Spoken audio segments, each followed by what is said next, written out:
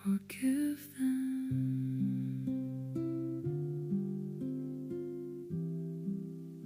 Forgive them.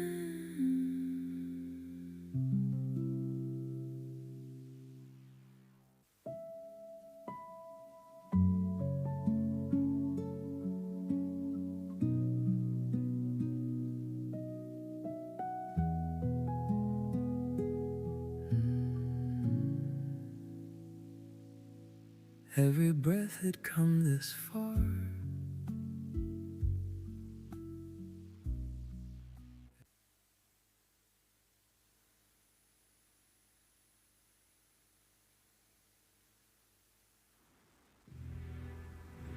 Gelap.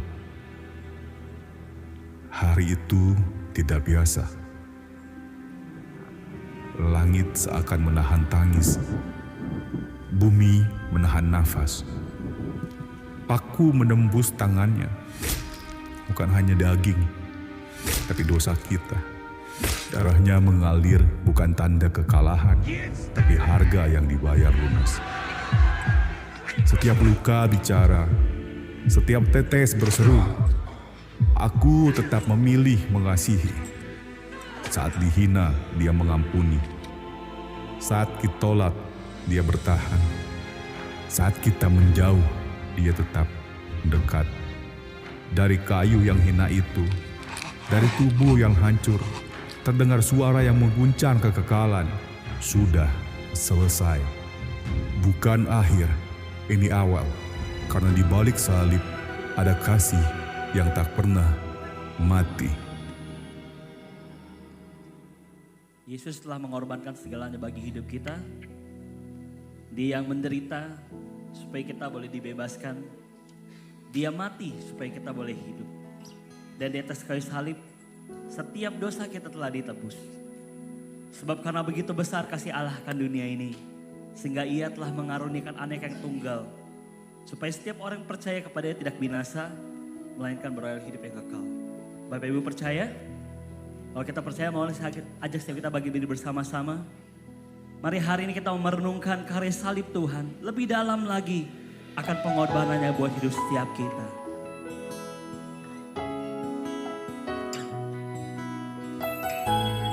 Mengucap syukur Tuhan untuk kasih-Mu yang besar.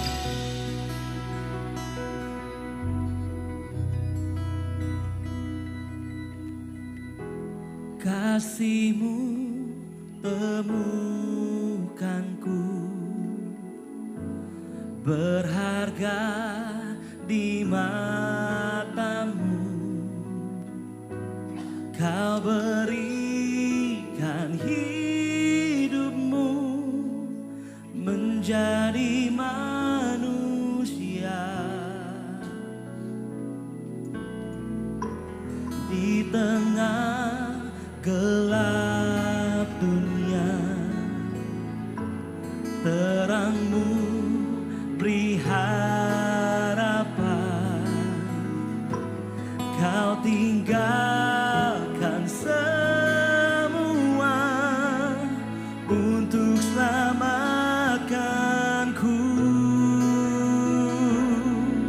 Dan ku akan memuji nama-Mu selamanya, hanya menyembah Kau Yesus. Kau juru selamatku, lahir di hatiku, mengubah hidup. Mari kita beri pujian bagi Tuhan kita. Dia yang luar biasa, Dia yang baik buat hidup kita. Kami bersyukur untuk pengorbanan-Mu Tuhan.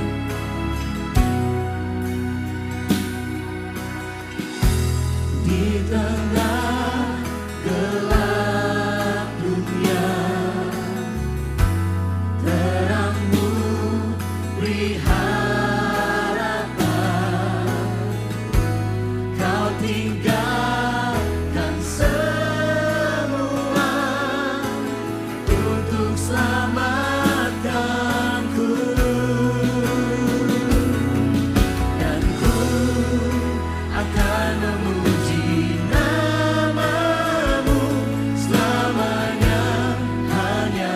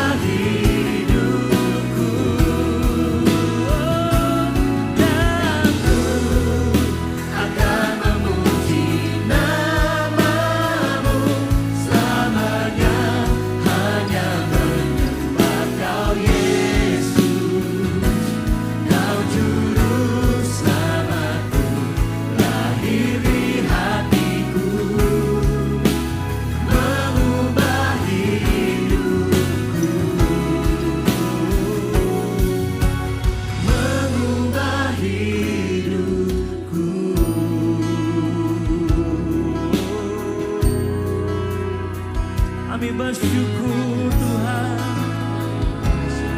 untuk kasih-Mu, untuk salib-Mu, untuk pengorbanan-Mu. Mari pagi ini hari Bapak Saudara, naikkan syukur-Mu kepada Tuhan. Sebab kasih-Nya besar atas hidup kita. Sebab pengorbanannya sempurna menebus setiap kesalahan kita. Terima kasih Tuhan. Kasih-Mu besar atas kami Tuhan. Salib-Mu menebus kami Tuhan. Terima kasih Bapa. Salib adalah bukti kasih-Nya yang sempurna atas kita. Dia mengasihi kita bahkan ketika kita masih berdosa.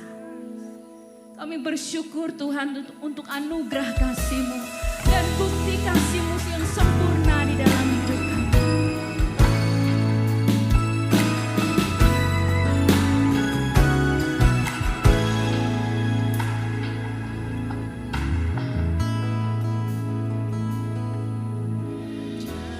Darah-Mu dicurahkan menggantikan nyawaku.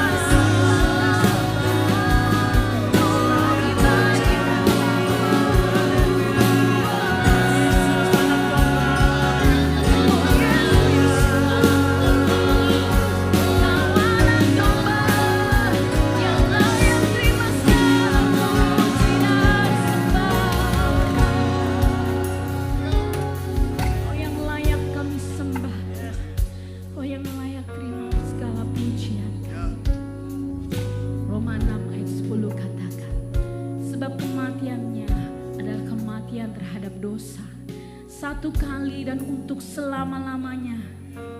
Dan kehidupannya adalah kehidupan bagi Allah. Kematiannya mendamaikan kita dengan Allah. Kematiannya melayakkan setiap kita untuk menjadi anak-anaknya. Dan kematiannya menyelamatkan kita. Setiap kita orang-orang yang percaya kepadanya. Mari hari ini kita ambil waktu secara pribadi. Kita renungkan betapa kasih-Nya yang besar. Telah mengubahkan hidup kita. Telah menyentuh hidup kita. Bolehkah kita menaikkan syukur secara pribadi dari hati kita kepada-Nya. Segala pujian bagimu.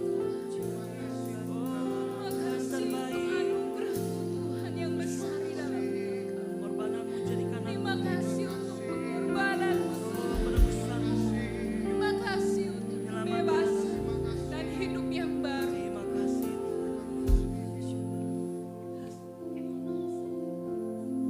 Bagimu-lah yang layak Tuhan menerima segala pujian kami, hormat dan kemuliaan Tuhan sampai selama-lamanya.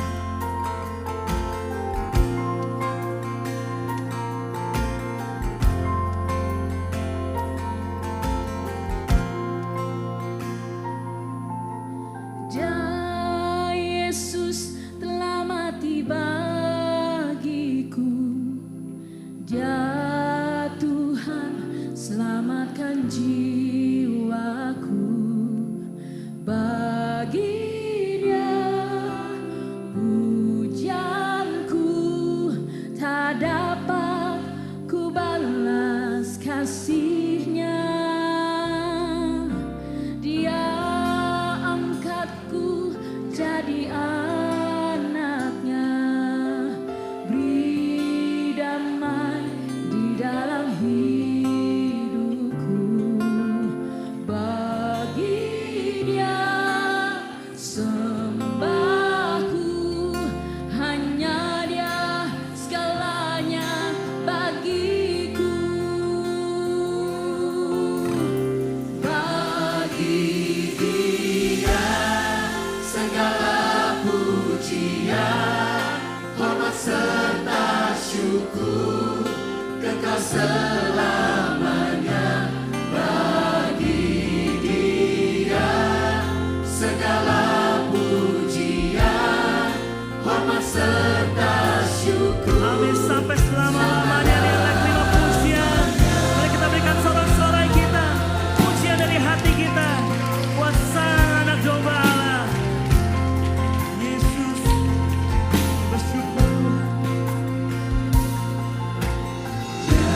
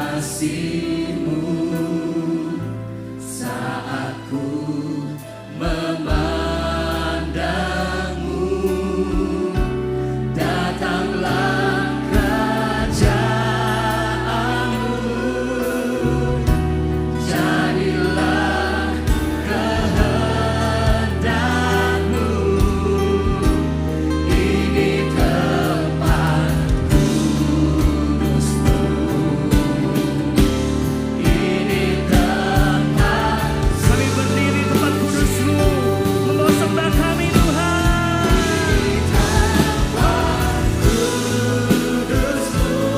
Saat kami menyembah-Mu, mengalirlah kuasa-Mu.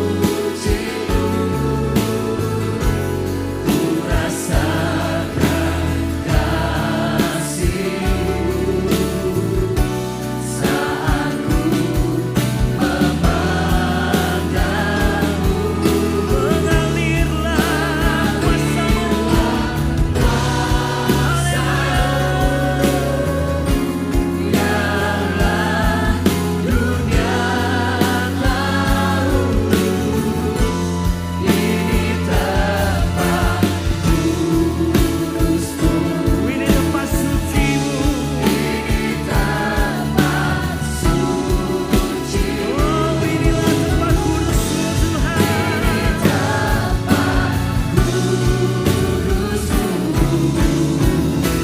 Ini tempat suci-Mu.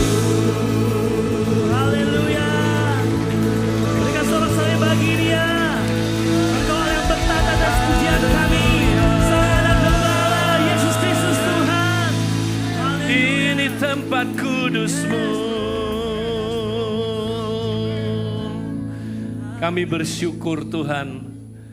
Kami boleh datang Tuhan di hari Jumat Agung ini. Kami boleh merenungkan betapa besar kasih-Mu Tuhan atas kami Tuhan. Kau yang rela menyerahkan diri-Mu untuk kami semua Tuhan.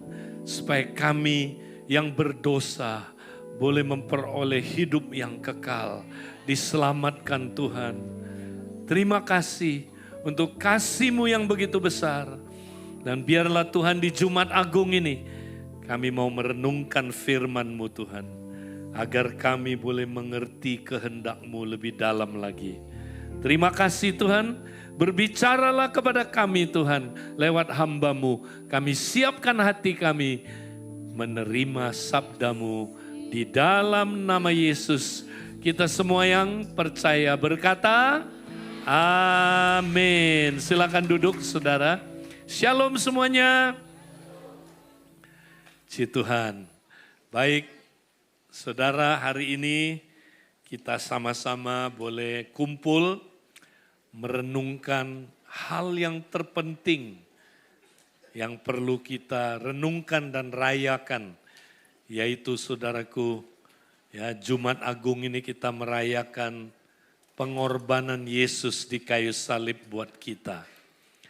Nah, hari ini saudara, saya ingin menyampaikan bahwa message yang kita akan dengar ini berkaitan dengan situasi keadaan akhir zaman ini. Nah, saudara, kalau kita melihat apa yang terjadi, saya percaya saudara, kedatangan Tuhan yang kedua kali semakin dekat. Saudara percaya itu? Ya, tanda-tanda zaman sudah dinyatakan. Nah, karena itu saudara, hari ini kita mau sama-sama melihat apa nasihat dari Rasul Petrus buat kita yang hidup di akhir zaman, yang akan menghadapi penderitaan yang begitu besar. Ingat, surat Petrus ditulis untuk saudara menasehati orang percaya supaya orang percaya sadar bahwa kalau kita percaya Tuhan, kita akan menderita. Khususnya penderitaan tentang apa yang kita akan alami di akhir zaman. Nah, mari kita sama-sama baca di dalam saudaraku 1 Petrus pasal yang keempat ayat 7 dan ayat 8. Kalau kita sudah dapat ini boleh kita baca bergantian. Saya akan mulai ayat yang ke-7, lalu ayat 8 kita baca bersama-sama. 1 Petrus 4 ayat 7 saya mulai. Kesudahan segala sesuatu sudah dekat. Karena itu kuasailah dirimu dan jadilah tenang supaya kamu dapat berdoa. Sama-sama. Tapi yang terutama, kasihilah sungguh-sungguh seorang akan yang lain. Sebab kasih menutupi banyak sekali dosa. Nah Petrus saudara kasih kita nasihat. Bahwa saudara di akhir zaman ini menjelang kedatangan Tuhan akan ada masa di mana saudaraku dunia akan mengalami penderitaan-penderitaan, kesukaran-kesukaran. Ya, khususnya orang percaya. Kita akan mengalami penderitaan. Nah, saudara, kenapa? Nah, coba kita lihat hari-hari ini, saudara. Ya, kita sedang mengalami perang. Nanti kalau saudara baca dalam Matius 24, ya, dikatakan di situ saudara, ya, ingatlah, ini Yesus yang ngomong. Ya, kamu akan dengar kabar tentang peperangan, deru peperangan di sana sini, ya. Tapi dia bilang begini saudara, ya, bangsa akan bangkit melawan bangsa. Ya, kerajaan akan melawan kerajaan. Tapi berjaga-jagalah. Jangan sampai kamu khawatir atau jangan sampai kamu takut. Tuhan bilang jangan takut. Kenapa? Karena hal itu harus terjadi. Ya, jadi perang ini saudara harus terjadi. Itu nubuatan yang disampaikan. Jadi kita nggak bisa berdoa, Tuhan batalkan perang, hentikan perang. Itu nggak sesuai kehendak Tuhan. Yang kita mesti lakukan adalah kita mesti jangan takut. Gimana supaya kita jangan takut? Jangan khawatir. Ya. Lalu dia bilang begini saudara. Setelah itu karena perang, kalau kita lihat perang sekarang ini saudara, wah melibatkan apa saudara? Persia. Melibatkan ya Edom. Dan saudara nanti akan melibatkan Gog di tanah Magog itu saudara. Nah itu yang disampaikan saudaraku di dalam Yehezkiel 38. Ya nanti saudara Rusia ikutan, China ikutan, ya sekarang Amerika sudah ikutan. Ya Edom terbelah saudaraku, ada yang pro Iran, ada yang tidak saudara. Tapi nanti menuju Yehezkiel 38, ya Israel akan diserang oleh semua nation itu. Kemungkinan Amerika nggak bantu dia saudara. Dan disitulah nanti penggenapan Gog dan Magog itu saudara. Israel diserang dari utara oleh semua bangsa-bangsa di sekelilingnya saudara. Tapi tentara yang menyerang Israel itu akan mati kena gempa bumi yang sangat dahsyat saudara. Dan setelah itu antikris akan datang.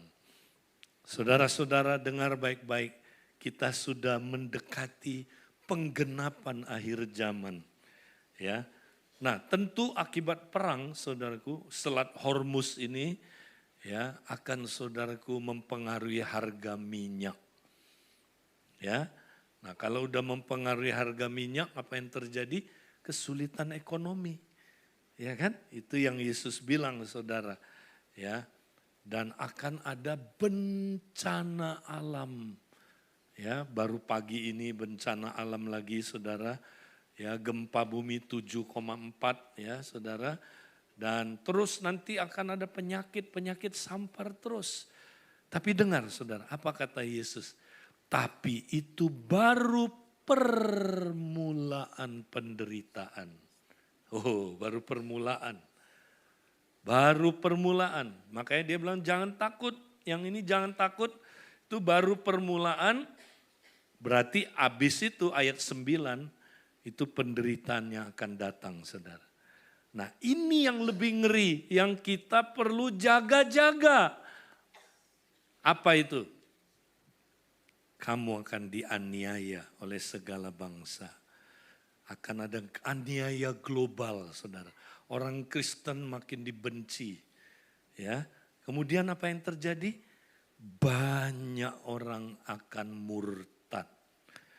Nah, kata murtad di situ, saudara, ini berarti terjadinya di dalam gereja, di dalam kita.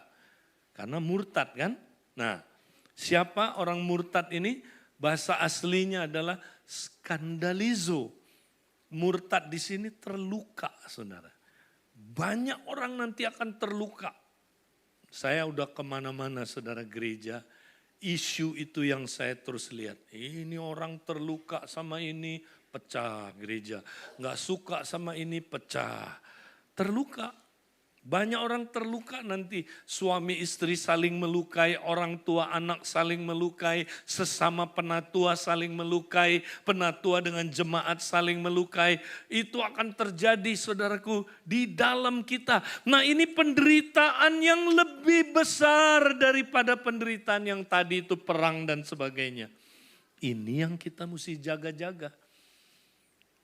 Ya, karena Paulus bilang gini, pada akhir zaman akan datang masa yang amat sukar.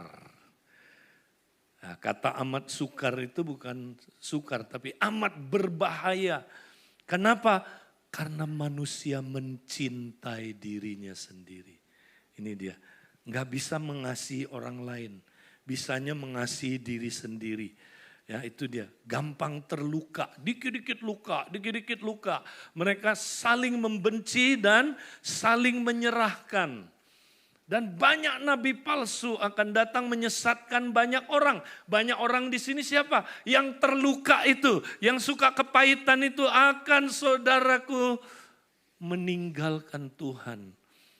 Ikut ajaran sesat, saudaraku. Lihat, ajaran sesat itu sasarannya orang kepahitan. Hati-hati makanya, kalau saudara suka kepahitan, saudara berpotensi kena ajaran sesat. Kemudian apa, saudara? Nah, ini perhatikan. Karena kedurhakaan semakin bertambah, maka kasih kebanyakan orang menjadi dingin. Itu yang tadi Paulus bilang. Di akhir zaman orang mengasihi dirinya sendiri. Gak bisa mengasihi orang lain.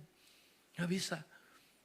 Lalu dibilang begini, tetapi orang yang bertahan sampai akhir itulah yang akan diselamatkan. Nah, ini penderitaan yang lebih ngeri daripada penderitaan yang tadi. Ya, daripada apa tadi? Perang, kesulitan ekonomi, apalagi saudara, ya, bencana alam. Itu memang menderita, tapi itu baru permulaan penderitaan. Sebelum Yesus datang ada penderitaan besar. Ini yang Petrus nasihati kita gimana melewatinya. Nah, hari ini kita akan bahas. Mari kita kembali ke teks kita. Jadi gimana supaya kita menghadapi penderitaan yang kita akan alami ini, saudara. Sorry ya, kalau kita gereja yang kita berani sampein apa adanya. Khotbah begini kurang disukai. Bisa kelihatan mukanya langsung. Ya kan? Kita sukanya kamu akan diberkati, kamu akan kaya, kamu akan nggak ada masalah. Nah, nggak, kami tidak mau sampaikan itu. Kami mau sampaikan apa adanya, kata firman Tuhan. Amin. Supaya saudara siap menghadapi ya penderitaan yang akan datang. Nah, supaya kita bisa menghadapi masa sukar di akhir zaman. Ya, di sini Petrus bilang apa? Karena itu kuasai dirimu dan jadilah tenang supaya kamu dapat berdoa. Yang pertama, saudara mesti praktekkan doa yang tekun dan sungguh-sungguh. Nah, saya nggak kupas ini hari ini, saudara. Ya, nanti saudara dengerin ya di YouTube khotbah saya tentang Kingdom Disciple. Ya, saya membahas ini. Doa yang seperti apa yang kita mesti kembangkan di akhir zaman, saudara. Doa dalam roh. Ya, doa yang disertai dengan bahasa roh. Itu akan menolong saudara nanti dalam kelemahan-kelemahan saudara, Roma 8, sehingga saudara ditolong oleh Roh Kudus dapat melewati penderitaan-penderitaan yang kita alami, saudara. Penderitaan apapun, kalau saudara ya bergantung sama Roh Kudus menolong saudara, Roh Kudus akan berdoa dalam diri saudara dengan keluhan-keluhan ya yang tidak terucapkan dengan bahasa-bahasa yang dapat dimengerti lewat bahasa roh, saudara. Jadi waktu saudara berbahasa roh, itu sebenarnya Roh Kudus berdoa dalam diri saudara supaya saudara siap menghadapi penderitaan.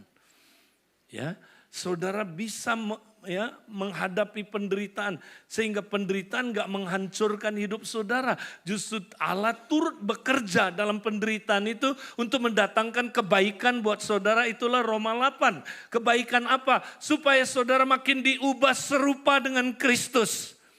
Penderitaan boleh datang, tapi kalau saudara berdoa dalam roh, saudara akan menang. Bukan hanya menang, lebih dari pemenang.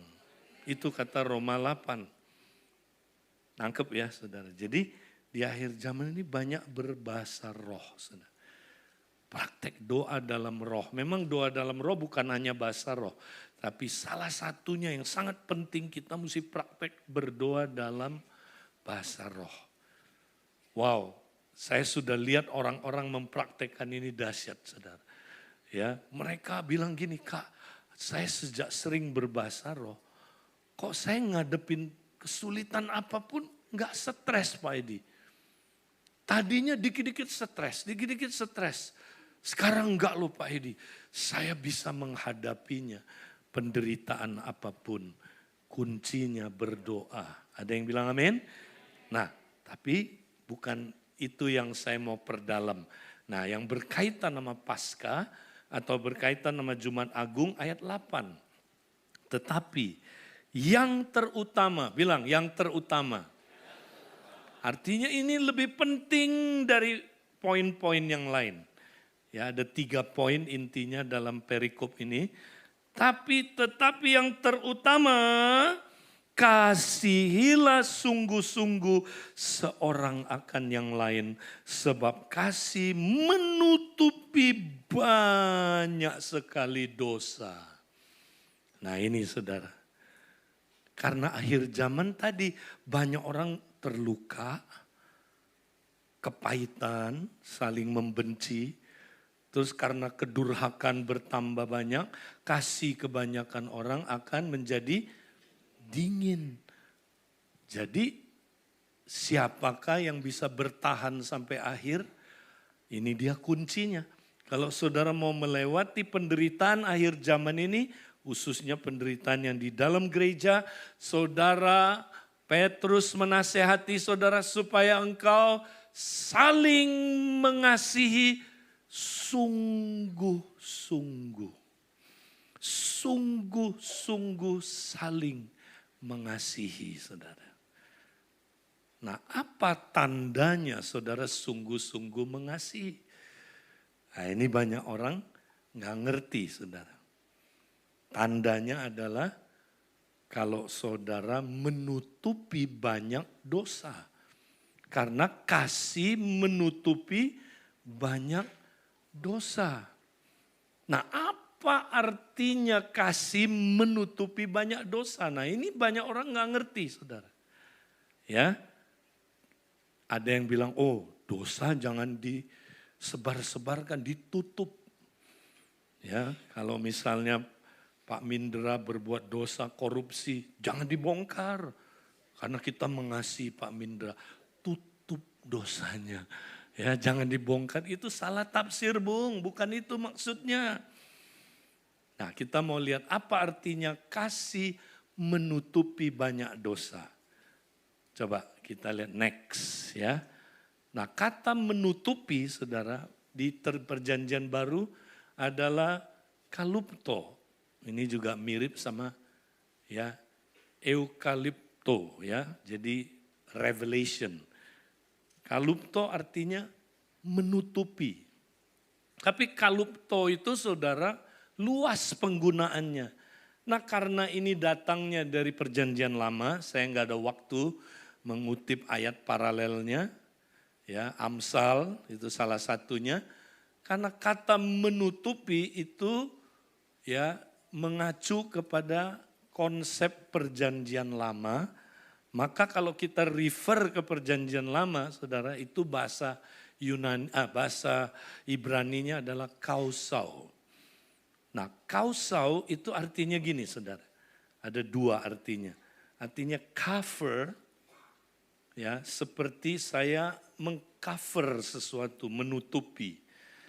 Yang kedua, dipakai kata kausau adalah orang yang telanjang, ditutupi pakai pakaian supaya dia nggak telanjang, saudara. Itu kausau. Nah, konteksnya ini berbicara apa artinya kasih menutupi banyak dosa. Nah gini saudara, dalam perjanjian lama, dosa jalan keluarnya adalah ditutup pakai darah. Ngerti ya? Jadi orang perjanjian lama kalau berbuat dosa datang sama imam, imam bilang oke, sembeli binatang ini darahnya nutupin dosa kamu. Artinya kamu diampuni oleh pengorbanan darah binatang itu. Oke? Nah, ini sebenarnya berasal dari konsep di Taman Eden. Saudara masih ingat ketika Adam dan Hawa jatuh dalam dosa, mereka kemudian telanjang, mereka tutupi ketelanjangan mereka dengan daun ara. Mereka sembunyi. Lalu Tuhan panggil Adam, Hawa sini. Ya, Tuhan bilang begini. Tanggalkan pakaian daun ara itu, ya kan? Tanggal. Terus Tuhan bikin apa? Lihat gambarnya. Tuhan bikin apa, saudara? Tuhan sembeli seekor binatang. Dan kita nggak tahu binatang ini apa, tapi ya sangat logis adalah saudaraku domba. Karena ini menubuatkan anak domba Paskah itu saudaraku yang akan disembelih. Ya, inilah nubuatan satu hari kelak akan lahir anak domba Allah, anak domba Paskah saudara, yang disembelih kemudian diambil kulitnya, ditutupkan kepada ketelanjangan Adam dan Hawa. Saudaraku, ya inilah konsep menutupi. Saudara ngerti ya, menutupi. Jadi saudara, ya Adam dan Hawa dosanya, ketelanjangannya ditutup dengan apa? Ya, kehidupan dari anak domba yang akan disembelih, saudaraku. Ya, ini nubuatan nanti anak domba akan datang, Yesus Kristus, dia mati di kayu salib. Karena pengorbanannya di kayu salib, ketelanjangan kita ditutup. Ada yang bilang amin? Atau dosa kita diampuni. Jadi kasih menutupi banyak dosa itu artinya kasih mengampuni banyak dosa. Jadi menutupi di situ mengampuni. Nangkep saudara? Nah mau bukti ya kita baca di TSI. Nah ini TSI jelas banget ya. Terjemahan sederhana Indonesia, ya, yang paling penting di atas semuanya, kamu semua harus sungguh-sungguh saling mengasihi. Sifat saling mengasihi akan mendorongmu untuk saling memaafkan. Lihat, jadi kasih menutupi banyak dosa artinya kasih mengampuni banyak dosa. Ya. Jadi apa tandanya Mindra mengasihi istrinya, saudara? Kalau dia mengampuni banyak dosa dari istrinya. Ya, istrinya mengampuni banyak dosa dari suaminya. banyak dosa. Bilang, banyak dosa. Berapa dosa? Banyak dosa. Apa bukti saudara mengasihi seseorang? Kalau saudara bisa mengampuni banyak dosanya dia. Ya, nah ini banyak orang nggak ngerti saudara. Itulah kasih ilahi, kasih Allah. Yesus bilang, engkau harus saling mengasihi sama seperti aku telah mengasihi kamu. Itulah kasih sejati. Ya, kasih itu kalau saudara bisa ngampuni dia. Kalau saudara nggak ngampuni dia, apapun yang saudara lakukan itu bukan kasih. Coba, apa tandanya saudara mengasihi seseorang? Oh, Pak Edi, aku sudah beri waktu kepada dia. Kan aku mengasihi, aku memberi waktu. Memberi waktu belum tentu loh mengasihi, saudara, belum tentu. Loh, orang dunia juga bisa kan? Memberi waktu, betul? Apalagi, saya Pak Edi, ya sudah memberi harta saya buat orang ini. Saya berarti mengasihi dia. Betul, kasih orang kalau ada kasih rela juga memberikan hartanya. Tapi belum tentu orang yang memberikan hartanya dia berarti udah mengasihi dia dengan kasih agape, belum tentu. Ada yang bilang, saya memberi nyawa saya buat dia. 1 Korintus 13 bilang, orang yang berkorban buat orang belum tentu mengasihi. Betul? Contoh. Kalau ada penjahat ketangkep saudara. Dia nggak mau temennya, penjahat lain ketangkep juga. Ya, dia nggak mau ngaku. Ya kan, disuruh ngaku. Di mana teman kamu? Nggak mau. Ya, akhirnya dia dibunuh. Dia berkorban buat temennya. Tapi dia mengasihi nggak saudara? Enggak. Ya, itu nggak mengasihi saudara. Nah, jadi tanda kita mengasihi bukan karena kita rela kasih uang, rela kasih waktu, rela kasih harta. Bahkan saudara boleh membakar diri saudara katanya. Tapi saudara tidak punya kasih. Kasih tandanya cuma satu. Saudara. Nah, ini hanya orang Kristen yang bisa lakukan. Yaitu kalau saudara mau mengampuni banyak dosanya. Ini banyak. Sekali lagi, banyak. Nah ini mulai mukanya langsung beda. Ya, nah, jadi saudara berapa kali mengampuni saudaramu? Ayo. Ya, kita suka bilang Pak Edi, aduh, saya udah ampuni istri saya berkali-kali Pak Edi. Dia bikin lagi. Lalu kita bilang begini, sekali lagi lu bikin, udah kelewat batas. Sorry, sekali lagi lu bikin, nggak ada ampun buat lu. Dia pikir hebat ya, itu bukan kasih. Bukan, itu bukan kasih. Saudara belum mengasihi dia sungguh-sungguh. Kalau saudara sungguh-sungguh mengasihi dia, saudara mesti ampuni lagi, ampuni lagi, ampuni lagi. Satu kali kita lihat saudaraku, Petrus datang sama Tuhan Yesus bilang begini. Next kita baca lagi saudara. Ya, Matius 18 ayat 21-22. Kemudian datanglah Petrus berkata kepada Yesus, Tuhan, sampai berapa kali aku harus mengampuni saudaraku jikalau ia berbuat dosa terhadap aku? Sampai 7 kali? Nah, kalau saudara baca ayat referensinya, ayat ini, ya, itu adalah Lukas 17 ayat 5 kalau nggak salah. Ya, Yesus bilang begini, jikalau saudaramu dalam sehari berbuat dosa terhadapmu 7 kali dan dia menyesalinya, engkau harus mengampuni dia. Jadi satu hari saudaraku, Petrus datang sama Tuhan, bilang gini, Tuhan, saudaraku udah berbuat dosa kepada aku 7 kali sehari. Jadi ini konteksnya sehari. Bayangin, kalau saudaramu saudara berbuat dosa terhadap engkau 7 kali dalam sehari, bukan setahun. Sehari. 7 kali orang yang sama, dosa yang sama.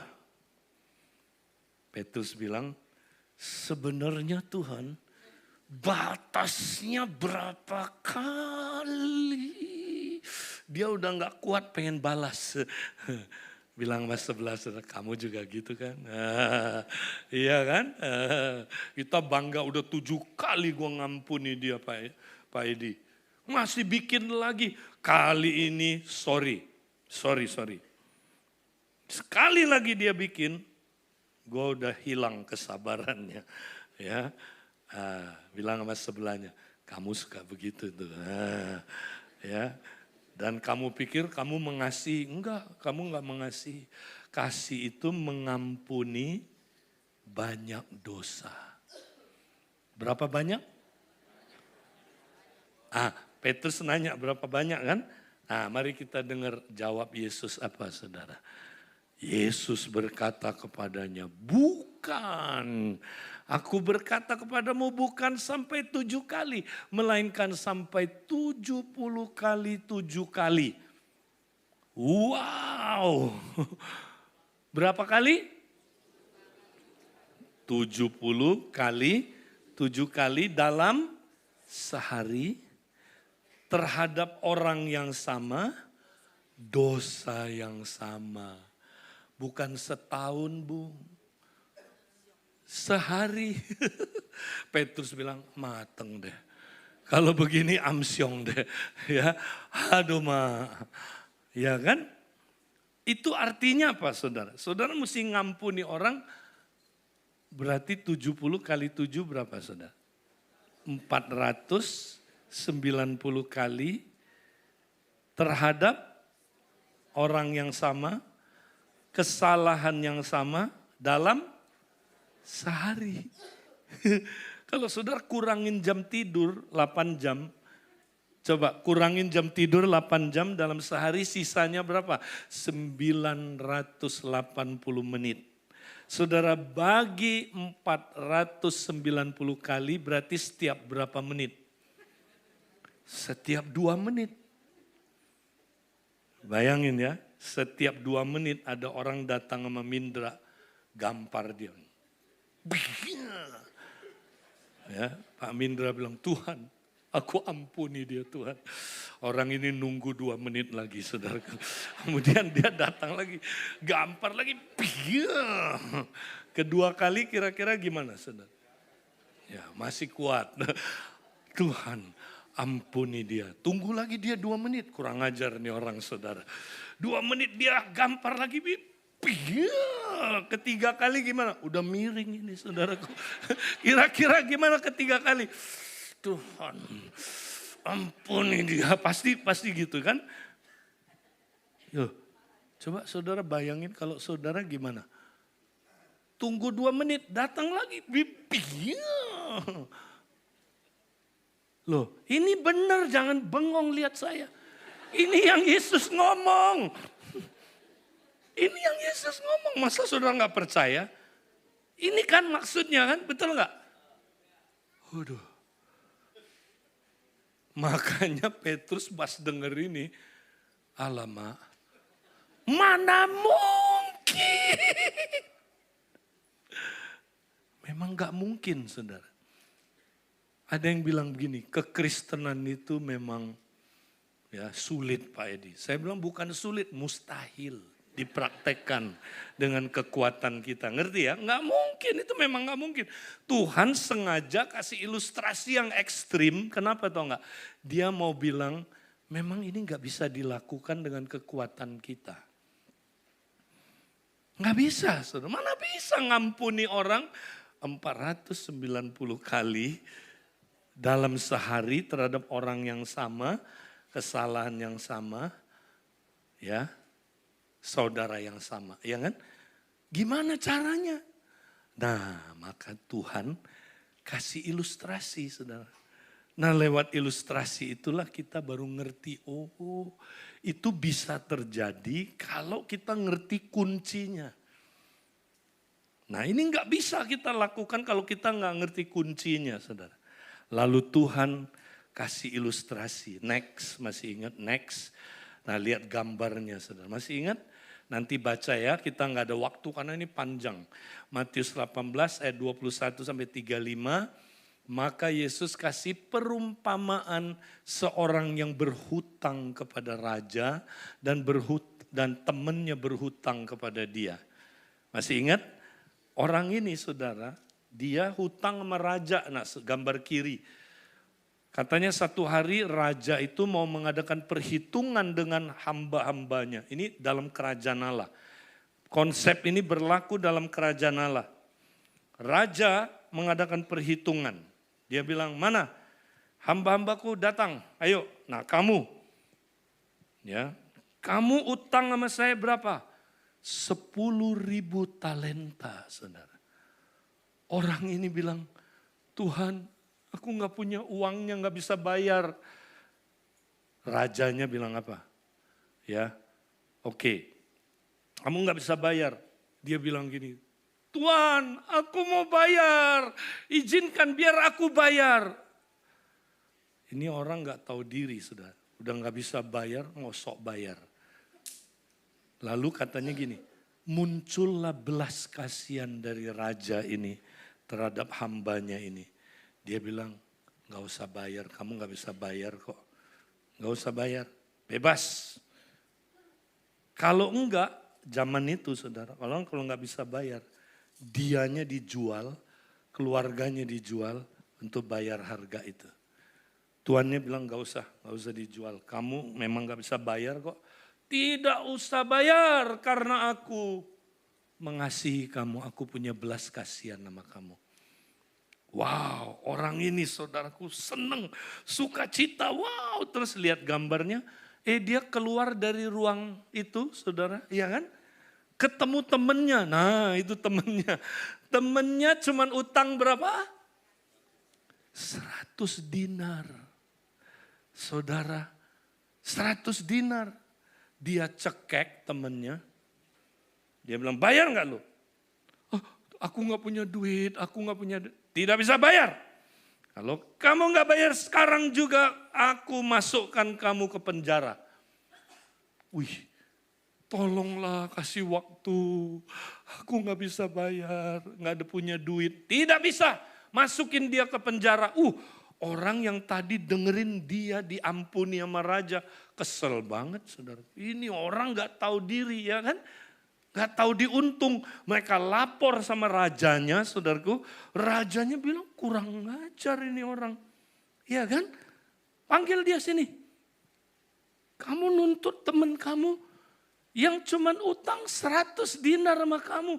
Padahal kamu utang sama saya 10.000 talenta, aku gak nuntut kamu bocengli. Apa kata raja? Tangkap dia, masukkan dia ke penjara, biar dia disiksa algojo sampai dia membayar hutangnya. Raja bilang mau main hitungan, oke? Kalau mau main hitungan, mau main adil-adilan, oke? Ya kan? Kamu masuk penjara, di penjara dia kena algojo. Saudara tahu nggak? Zaman dulu kalau orang nggak bisa bayar utang, dia disiksa sama algojo. Disiksanya gini, ya. Kamu punya uang nggak? Nggak punya. Misalnya dia bohong, nggak punya, digebukin, bohong kamu. Akhirnya dia bilang, ada rumah. Oke, sita rumahnya. Gebuk lagi, aku ada tanah. Oke, sita tanahnya. Gebuk lagi, sampai dia semua yang ada dia ngaku. Kalau udah nggak ada, ya memang nggak ada, dirinya dijual. Saudara ngerti ya? Dia jadi budak. Itu zaman dulu. Nah, saudara mau main hitung-hitungan. Kata Tuhan, ya udah, mau main hitung-hitungan. Ya udah main algojo. Ya, makanya orang yang nggak mau mengampuni, saudara, dia disiksa oleh algojo. Hanya orang yang nggak mau mengampuni, ngeri-ngeri hidupnya. Ya, ada orang karena nggak mau mengampuni banyak penyakit dirinya. Itu algojo.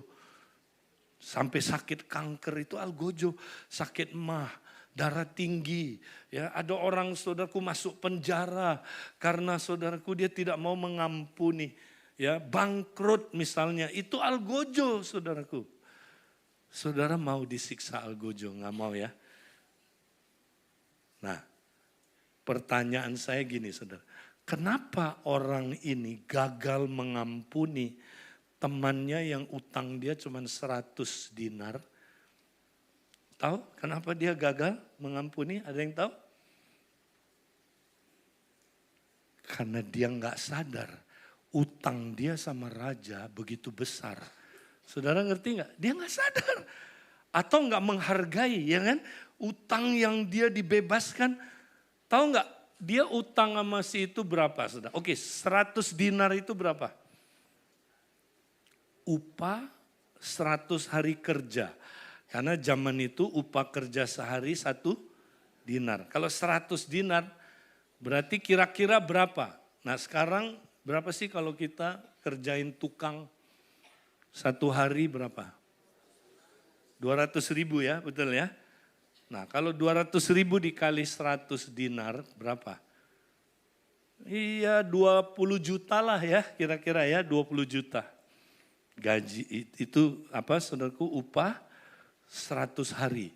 Jadi dia utang sama orang ini, ya orang ini cuman 100 berapa? 20 juta. Saudara tahu nggak utang dia sama raja berapa? Nah ini dia nggak sadar ini, dia nggak sadar. Berapa tahu saudara? Lihat, 1000 talenta itu tahu nggak berapa? Itu upah kerja 60 juta hari. Berapa? 60 juta hari.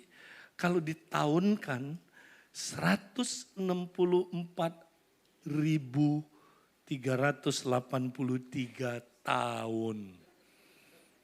Artinya dia hidup kalau dia kerja terus mati bangkit lagi kerja, mati bangkit lagi kerja, mati bangkit lagi kerja untuk bayar utang, mati bangkit, mati bangkit, mati bangkit. Tahu nggak perlu mati bangkit berapa lama? 164.383 tahun. Tanya sama sebelahnya, ngerti nggak kamu? Ya kan?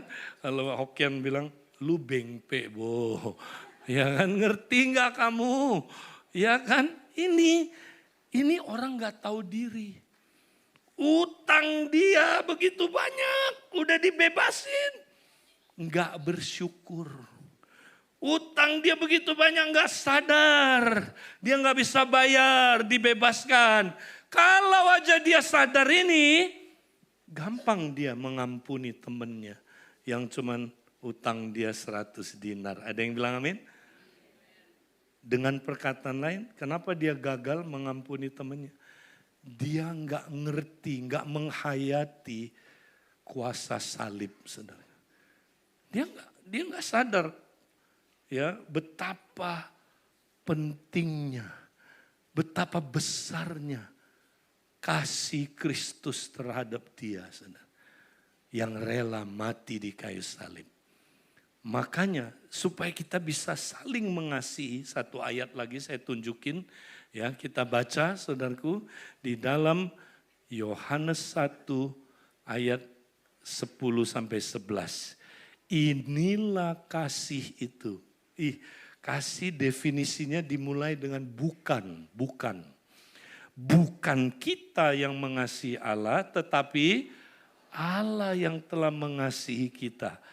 Jadi ya saudara, bukan kita yang mengasihi Allah dulu, tapi Allah dulu yang mengasihi kita. Setuju? Pertanyaannya, bagaimana Allah mengasihi kita? Apa bukti Allah mengasihi kita? Nah, kita baca lagi. Dan yang memberikan kita mobil. Amin. Nah, ini kan kalau saudara bacanya gitu kan. Wih, Tuhan mengasihi saya. Kenapa? Dia berkati saya dengan mobil. Ya, berkati dengan mobil nggak salah, tapi itu bukan dasar kasih Allah, bukan. Ya, sebab ya manusia yang jahat juga bisa kasih kita mobil. Itu bukan tanda kasih Allah. Ya, apa tanda kasih Allah? Oh, dia menyembuhkan aku dari sakit. Dukun juga bisa nyembuhin saudara dari sakit. Ya kan? Apa tanda kasih Allah? Apa bukti kasih Allah? Ini dia. Yang telah mengutus anaknya sebagai pendamaian dosa-dosa kita. Jadi inilah tandanya Allah mengasihi saudara. Dia mengampuni semua dosa saudara. Ada yang bilang amin? Itu dia. Itu tanda kasih Allah. Dia mengampuni semua dosa saudara. Nah ayat 11, saudara-saudaraku yang kekasih, jikalau Allah sedemikian mengasihi kita, maka haruslah kita juga saling mengasihi. Jadi supaya kita saling mengasihi, kita harus menghayati kasih Allah sedemikian besar.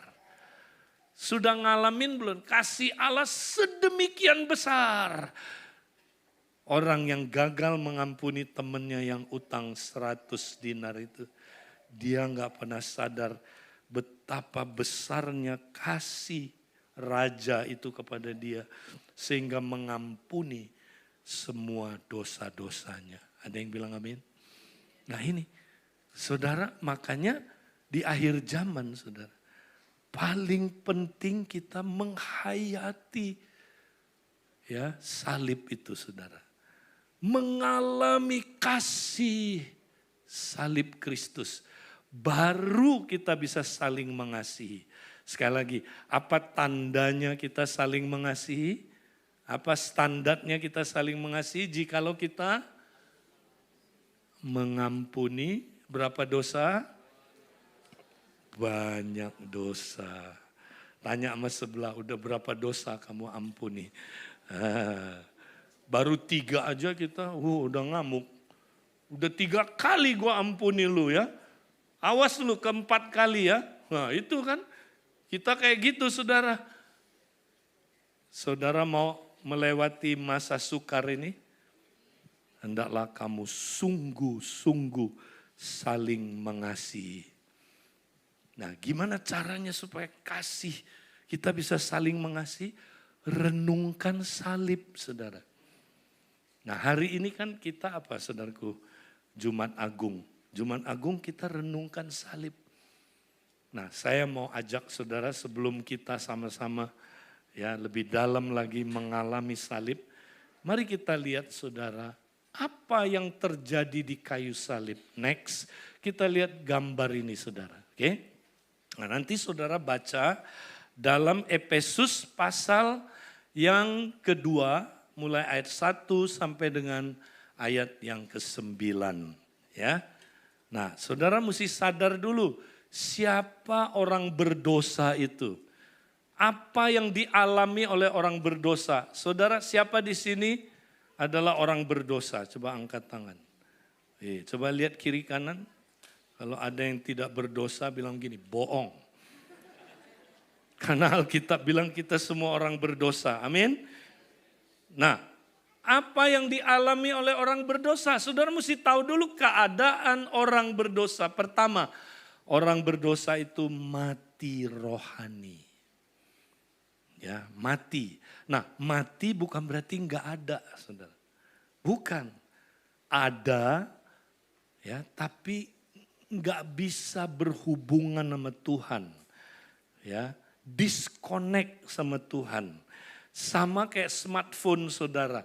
Saudara boleh punya smartphone yang bagus, yang hebat programnya, entah itu Samsung, atau apapun. Tapi kalau enggak dicolok listrik, bisa hidup? Enggak bisa. Nah itulah kita saudara. Kita ada hidup, tapi kalau enggak connect sama Tuhan, sumber hidup kita, kita mati. Kita ada tapi mati. Ya, smartphone ini saudara, mau sebagus apa programnya, mereknya, tapi kalau enggak connect sama sumber listrik, ini smartphone yang mati. Jadi mati artinya gitu, bukan enggak ada mati itu. Ada ya di dunia ini, tapi enggak connect sama Tuhan. Terpisah dari Tuhan selama-lamanya, itulah mati. Mati rohani, saudara. Ya, nah itu pertama. Kedua, orang yang berdosa itu hidup dalam dosa. Jadi dia nyatu sama dosa. Dia nggak bisa terlepas dari dosa. Ya, dia dihukum dalam hukuman dosa. Dia juga dikuasai penuh oleh kuasa dosa. Dia nanti saudara sampai selama-lamanya nggak bisa terpisah dari dosa. Karena dia in sin, hidup dalam dosa. Tapi kalau saudara lahir baru, saudara dulu orang berdosa, sekarang saudara orang benar. Saudara bisa terpisah dari dosa. Ya, oke. Yang ketiga, hidup dalam nafsu. Ya, makanya orang yang belum lahir baru, orang berdosa, saudara, dia nyatu sama nafsunya. Dia nggak bisa bebas dari hawa nafsu, nggak bisa. Tapi kalau kita udah lahir baru, kita bisa menang, mengalahkan hawa nafsu, bisa. Nah, terus apa lagi saudara? Dia dikendalikan oleh kuasa kegelapan, saudara. Ya, jadi kita terus-terusan, dari lahir sampai mati, dikontrol sama roh jahat. Nggak ada jalan keluarnya, saudara. Kita di situ terus. Ya, nah. Kemudian mengikuti jalan dunia ini. Ya. Apa artinya? Ya, saudara masih ingat ada ayat yang bilang begini. Ada jalan yang disangka lurus tapi ujungnya maut. Pernah baca? Nah, saudara pernah nggak masuk satu jalan, nggak ada exitnya. Begitu saudara masuk, saudara mesti terus ikut jalan itu sampai ujung, dan ujungnya ternyata tempat tertentu yang saudara otomatis dibawa ke sana. Demikianlah saudara kita yang berdosa. Jadi saudara orang berdosa begitu lahir, saudara udah ditaruh di jalan maut itu. Ya, di jalan jalan di dunia ini, ya. Nah, saudara ikut jalan itu, saudara nggak ada exitnya, nggak ada escape. Nanti ujung-ujung saudara mati, buka mata udah di neraka. Saudara ngerti nggak? Itu jalan dunia ini. Pernah masuk jalan yang begini, saudaraku, di Jakarta? Ada kan jalannya kan? Kalau saudara mau ke Bandung, tahu yang di atas itu, tol yang di atas, namanya apa? MBZ ya. Nah, saudara sekali masuk di situ ada exitnya enggak? Enggak, sampai ujung, betul? Begitu masuk, keluar ya udah sampai ke tempat di ujung itu. Sama, kita ya begitu lahir kita udah orang berdosa dan kita jalan di jalan maut ini, saudara. Kita terus ikut, kalau kita enggak selamat di tengah jalan, kita saudaraku terus ikut sampai di neraka. Ngeri ya saudara ya. Nah, ini keadaan manusia. Tapi dengar saudara, ada satu yang paling mengerikan. Kita kena murka Allah, itu dia. Murka Allah. Saudara orang berdosa nggak bisa luput dari murka Allah. Apa itu murka Allah saudara? Kemarahan Allah yang penuh atas karena kita berdosa, saudara. Maka Allah murka dan Allah harus menghukum dosa. Saudara ngerti ya? Dia itu kudus, maha kudus. Dia harus menghukum dosa karena dia Allah yang adil. Maka dosa mesti dihukum, kena murka Allah. Apa itu murka Allah? Terpisah dari Allah sampai selama-lamanya, saudara. Ini yang paling ngeri. Nanti ini saudara akan dialami oleh semua orang yang menolak Yesus sebagai Tuhan dan Juru Selamat. Mereka akan kena murka Allah. Waktu 7 sangkakala itu dibunyikan, nanti yang terakhir saudara, semua orang akan kena murka Allah. Nah, ini yang paling mengerikan. Tahukah saudara, waktu Yesus mati di kayu salib, saudara. Next, gambar yang terakhir. Yesus rela mengalami semua murka Allah itu, saudara. Demi menyelamatkan kita dari dosa kita. Yesus di kayu salib menyelesaikan semua masalah tadi itu, saudara. Dia membuat kita, saudaraku, hidup kembali sehingga kita nggak mati rohani. Membebaskan kita dari dosa. Kemudian saudaraku, membebaskan kita dari kedagingan kita. Membebaskan kita dari kuasa gelap. Dan kemudian saudaraku, dia membebaskan kita dari jalan dunia tadi itu dengan cara dia menerima murka Allah. Mestinya murka itu kita yang tanggung. Tapi karena dia begitu mengasihi kita, saudara, dia tanggung murka Allah itu. Maka apa yang terjadi? Itulah yang terjadi waktu dia berdoa di Taman Getsemani, saudaraku. Saudara tahu Alkitab bilang dia berdoa, dia begitu takut. Sebagai manusia dia takut, saudara. Kenapa? Apa yang dia paling takuti? Saudara mau tahu? Bukan cambukan, bukan itu, saudara. Yang dia paling takuti cuma satu, saudara. Dia akan terima murka dari bapaknya sendiri, saudara. Dia yang dengan bapaknya gak pernah putus fellowship-nya. Tapi nanti waktu dia mati, saudara, akan terputus hubungan itu, saudara. Itu pertama dia alami dan gak akan pernah lagi dia alami, saudara. Dan itu sangat mengerikan.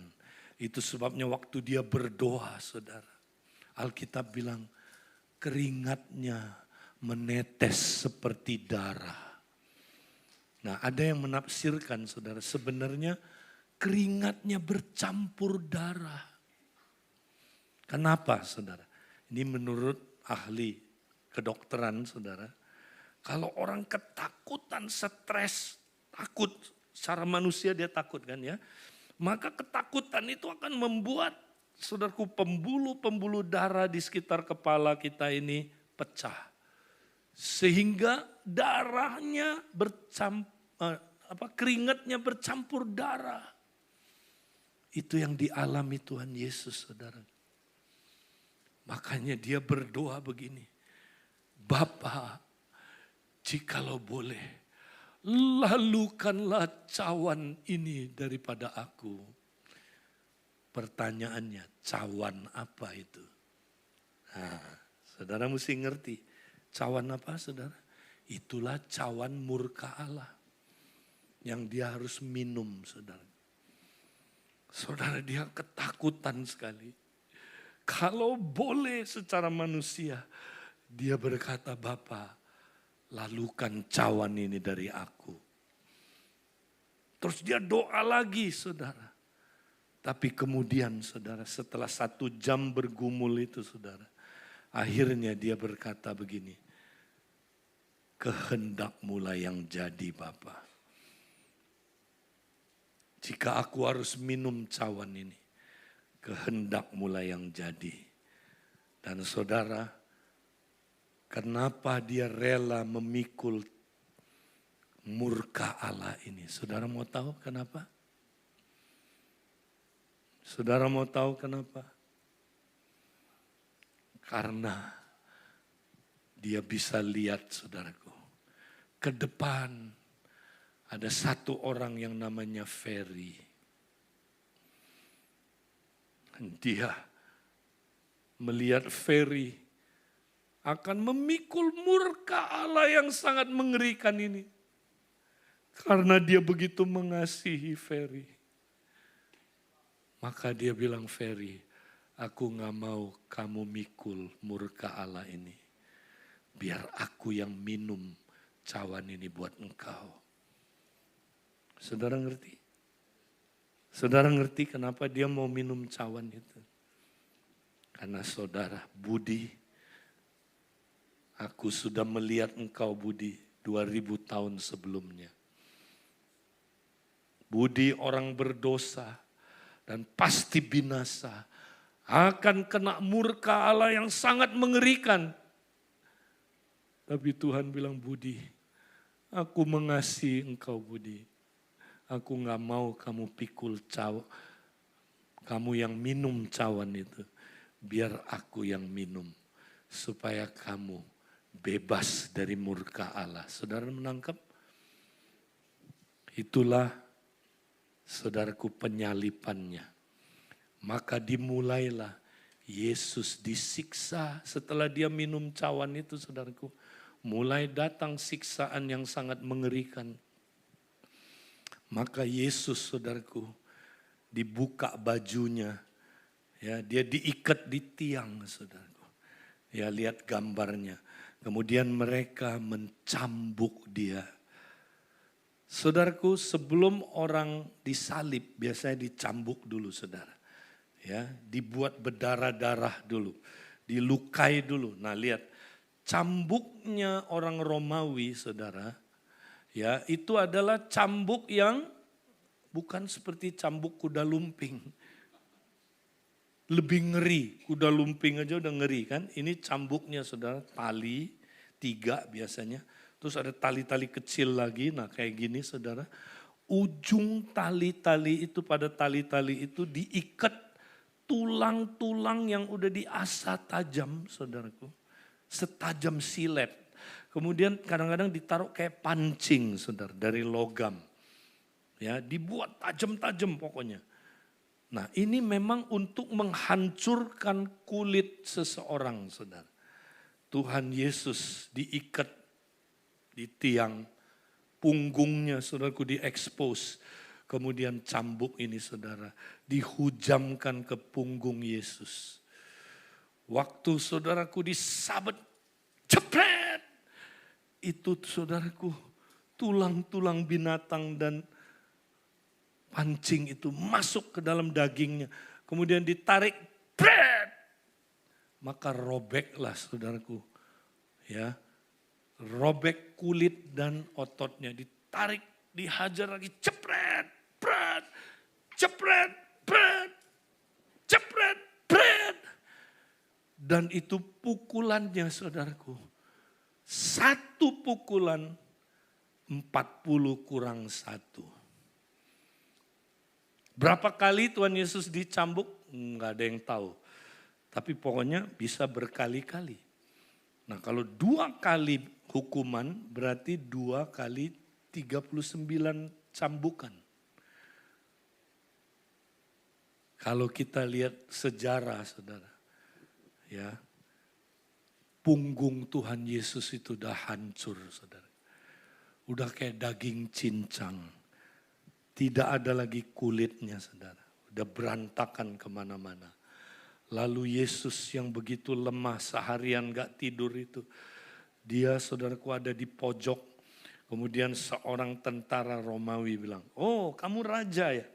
Oh raja mesti pakai mahkota. Maka saudaraku tentara Romawi ini pergi ke pohon duri namanya. Saudara bikin mahkota dari duri. Saya dulu pikir durinya kayak duri bougainville. Duri bougainville mah gak ada apa-apanya. Ya, coba yang pernah ke Israel, pernah lihat pohon duri saudara? Itu pohon duri saudara, durinya segede ini, segede kelingking tapi tipis. Tipis kayak paku, lebih tipis lagi, kayak jarum. Tajam sekali, saya sakitnya saudara. Saya ambil satu duri saudara, saya coba tusukkan ke pohon, cep masuk. Saudara ini duri dibikin segitu besar. Kemudian dipakaikan di kepalanya Yesus saudara. Kemudian tentara itu datang bersujud. daulat rajaku, sambil ambil kayu. Kemudian ya, pak! Itu duri dipukulkan dengan kayu itu, jebret masuk saudaraku. Itu duri menusuk kepala Yesus. Darah mengalir saudaraku. Ya, dipukul lagi, pak! Ya, terus mereka tutup mukanya, tinju. Bernubuatlah, siapa yang pukul engkau? Terus mereka mulai meludahi dia. Puih. Ya saudara, Yesus keluar darah kepalanya saudara. Menutupi matanya sebagian saudaraku. Dan wajahnya begitu buruk rupa. Sampai Yesaya bilang saudara, kalau kita ada di sana menatap dia, kita mau muntah. Kita mau muntah lihat wajah dia saudara. Begitu buruk rupa dia. Hancur digebukin saudaraku. Yesus yang begitu lemah. Dalam keadaan begitu lemah saudara. Akhirnya dia dipaksa memikul salib. Kemungkinan dia pikul salib yang horizontal itu saudara. Dan itu beratnya 58 kilogram. Yesus jalan terseok-seok ke arah Golgota, melewati Via Dolorosa, jalan yang namanya Dolorosa. Dan disitulah saudara dia jalan terhuyung-huyung. Dia terjatuh saudara. Waktu dia jatuh dia tahan pakai lututnya. Lututnya hancur saudara. Dia jalan lagi, jatuh lagi saudaraku, dia tahan lagi. Akhirnya hancur semua lututnya saudara. Dia nggak bisa nahan lagi. Mukanya terjerembab, jatuh ke tanah. Dan dia nggak bisa lagi pikul salib saudara. Simon dari Kirene membantu dia memikul salib. Sampai ke bukit Golgota saudara. Disitulah Tuhan kita, juru selamat kita disalibkan saudara. Salib didesain bukan untuk mati enak. Kalau mati enak tuh guillotine, jebret 2 detik udah hilang ingatan. Saudara, tapi salib, orang yang disalib itu paling menderita. Saudara. Lihat seperti apa pakunya saudara. Ya, seperti itu saudaraku. Dia dipaku tangannya, kakinya saudara dengan paku seperti ini saudara. Dan dia tergantung antara langit dan bumi selama 6 jam. Saudara, ini momen yang paling menderita. Seorang dokter mencoba melukiskan, membayangkan seperti apa orang mati di kayu salib itu. Saudara. Menderitanya. Itu dia badannya pasti miring gini saudara. Ya miring. Nah kalau dia miring gini, paru-parunya tertekan, gak bisa napas. Untuk napas dia mesti tarik gini saudara. Nah untuk tarik angkat ini sakit kan? Ini juga sakit. Jadi untuk napas dia perlu gini saudara.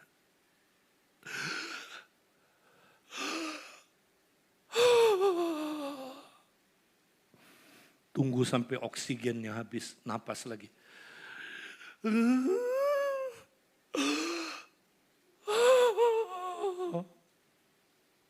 Tarik lagi napas.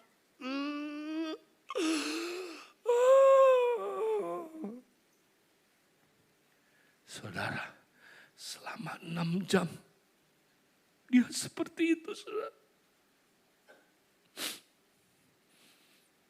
Tiba puncaknya yang paling mengerikan, yang Yesus paling takutkan. Begitu mengerikan momen itu sampai dia teriak, Eloi, Eloi, lama sabachthani. Ya Allahku, mengapa engkau meninggalkan aku? Saudara, itu yang dia teriak. Dan benar saudara, waktu itulah Bapa memalingkan wajahnya dari dia saudara. Waktu itulah murka Allah ditimpakan kepada dia. Dan dia terpisah dari Bapa karena dosa-dosa kita. Mari saudaraku, saudara, mari kita tutup mata kita sejenak. Seandainya 2000 tahun yang lalu saudara ada di sana, saudara berdiri tepat di bawah kayu salib itu. Coba tutup mata saudara. Saudara melihat tepat di atas saudara tergantung Yesus Kristus. Dia sedang disalib. Dan saudara menatap dia. Dan dia menatap saudara. Saudara bertanya, Tuhan, kenapa engkau mau tergantung di kayu salib ini? Maka saya percaya dia akan berkata, Nak, kau mau tahu kenapa aku tetap tergantung di kayu salib ini?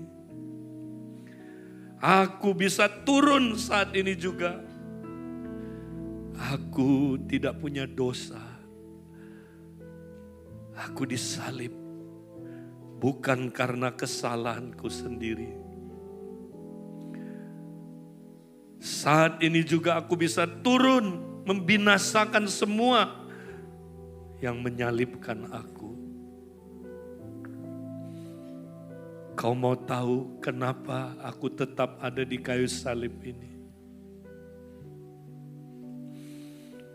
Karena satu-satunya alasan aku mau tergantung di kayu salib ini. Satu-satunya alasan anakku. Karena aku mengasihi engkau. Aku lakukan ini karena engkau anakku. Sadarkah engkau? Aku lakukan ini karena engkau sudah berdosa. Kau akan kena murka Allah yang mengerikan itu. Tapi aku bersedia menanggungnya. Karena aku mengasihi engkau. Berapa banyak di ruangan ini saudara percaya Yesus 2000 tahun yang lalu mati buat saudara. Dia mau menerima hukuman murka Allah karena dosa-dosa saudara. Saudara percaya itu. Kalau betul saudara percaya itu, saya mau undang saudara bangkit berdiri hari ini. Yang percaya saja. Alkitab bilang barang siapa yang percaya bahwa dia mati di kayu salib buat dosa-dosa kita, mereka tidak akan binasa, tapi akan memperoleh hidup yang kekal. Kalau engkau percaya, taruh tanganmu di dadamu, saudara.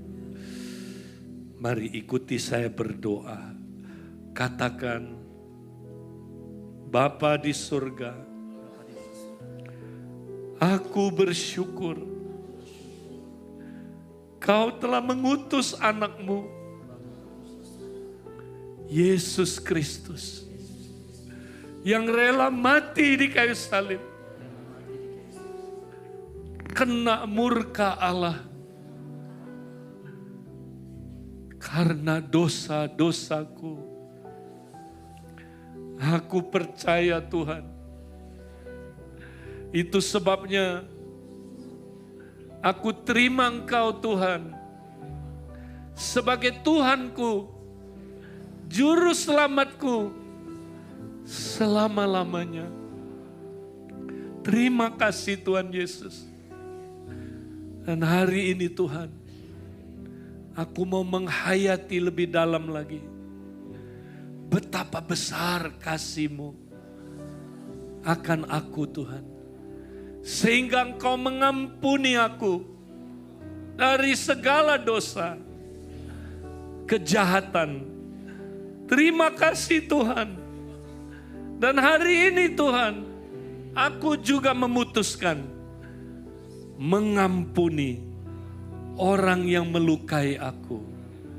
Orang yang jahat terhadap aku. Dalam nama Yesus, aku ampuni Tuhan. Sekarang sebelum kita sama-sama makan perjamuan, maukah saudara mengampuni kalau ada orang yang kepada saudara dia melukai saudara. Nah sekarang katakan, Tuhan aku ampuni dia. Mungkin itu mamamu, mungkin itu mertuamu, mungkin itu mantumu, mungkin itu saudara seimanmu. Ampuni sekarang juga saudara. Ya ampuni saudara. Supaya kita boleh saudaraku mengalami pengampunan yang dari Tuhan itu. Terima kasih Tuhan. Yes, yes, yes. Ampuni saudara. Saudara ampuni orang itu. Jangan simpan kepahitan. Ampuni saudara. Terima kasih Tuhan. Terima kasih Tuhan. Saudara bersyukur untuk kayu salib itu. Bersyukur untuk kasih-Nya yang begitu besar. Terima kasih Tuhan.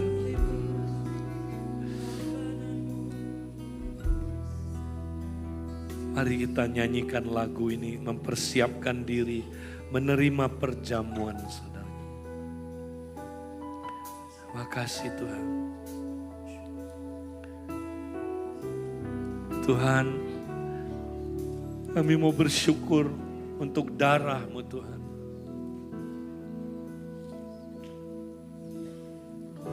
Darah-Mu yang telah tercurah, segenap dosaku dihapuskan, aku dilayakkan datang ke hadirat-Mu, menikmati dekatan kasih-Mu. Terima kasih Bapa.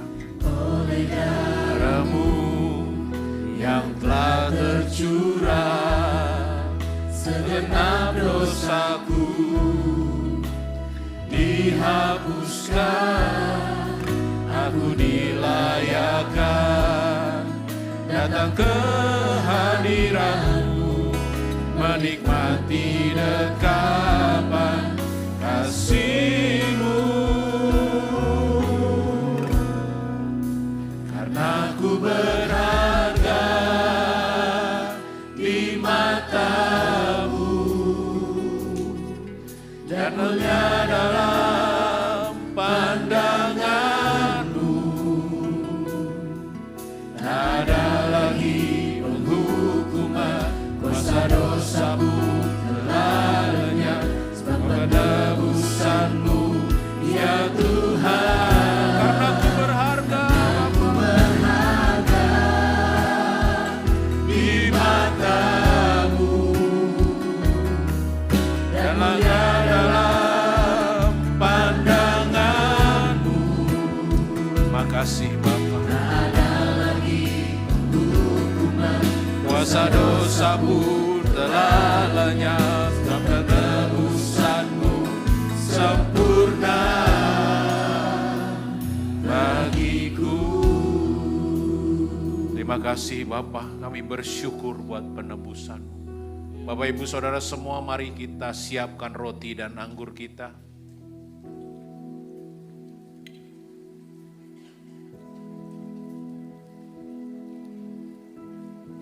Sungguh bersyukur karena kita telah ditebusnya. Lewat roti dan anggur ini kita juga memperingati bagaimana kita sudah menyatu dengan Dia. diselamatkan. Oleh sebab itu kita bersyukur dan menghargai apa yang Tuhan sudah lakukan buat kita.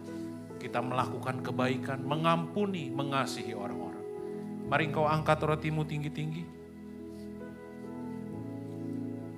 Sebab apa yang telah kuteruskan kepadamu, telah aku terima dari Tuhan, yaitu bahwa Tuhan Yesus pada malam waktu ia diserahkan mengambil roti, dan sesudah itu ia mengucap syukur atasnya. Ia memecah-mecahkannya dan berkata, inilah tubuhku yang diserahkan bagi kamu. Perbuatlah ini menjadi peringatan akan aku. Mari kita makan dalam nama Yesus.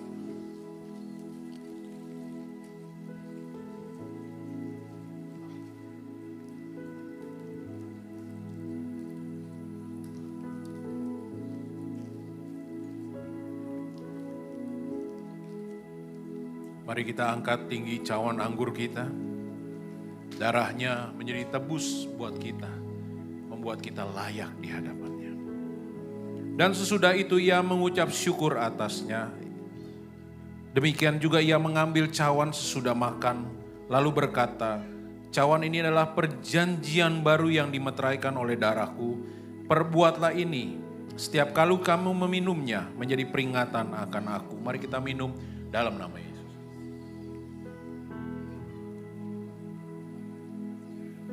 Terima kasih Tuhan.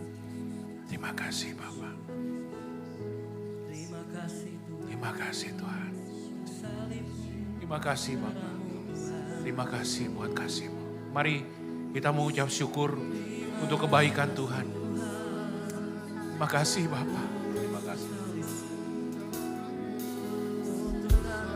Terima kasih Tuhan Yesus.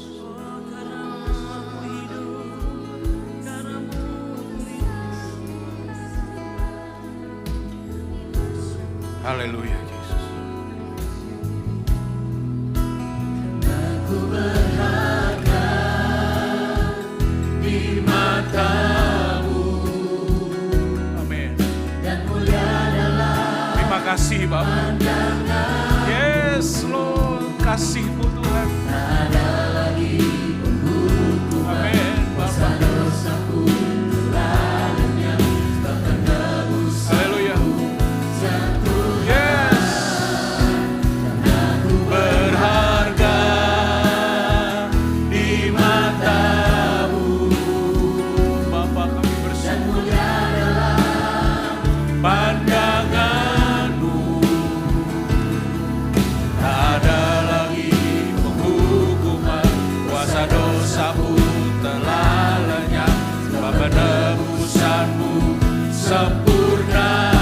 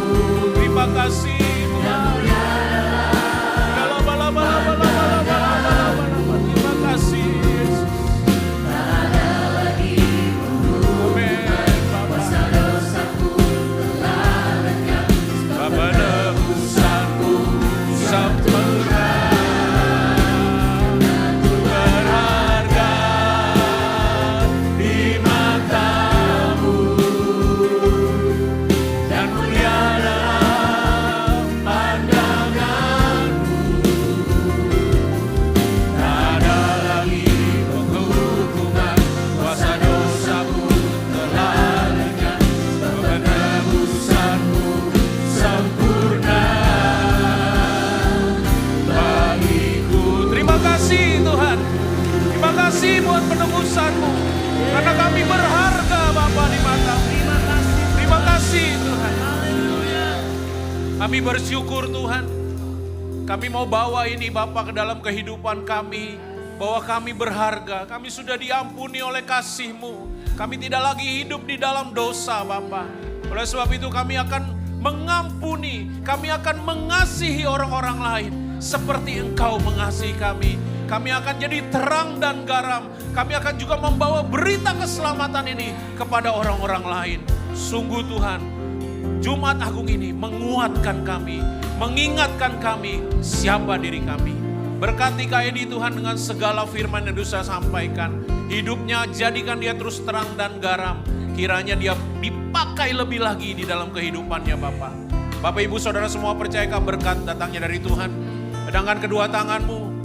Kau sudah diselamatkan. Kau sudah diberikan berkat di dalam hidupmu.